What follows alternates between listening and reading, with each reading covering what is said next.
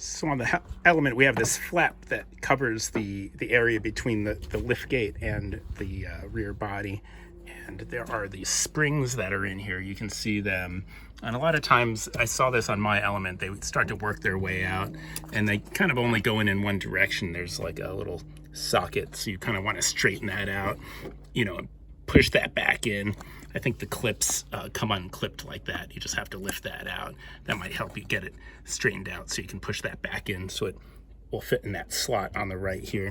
And just look for that slot on either side. On the left side, looks like that slot is on the left. So you just push all those back in. So I made a listing for this spring on eBay. I'll put a link in the description of this video. And in case this link goes dead at some point, you can still go to eBay. What I would search for used parts, and you would look for things like people parting out their Elements. Just look for, sometimes on eBay, there's a picture of the Element. You'll just message them and see if they can pull this part off of the tailgate for that car that they're parting out.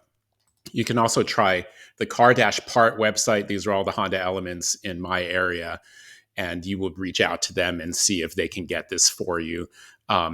You would just put in that you're searching for a Honda Element. Like I put in tail light here, but these are sellers, full service junkyards that you can message to see, or give them a call to see if they could find that part for you. So I hope that helps. And again, follow the link in the description. And if not, just do some searching, Car Dash Part, and message sellers on eBay in case they have this available for you.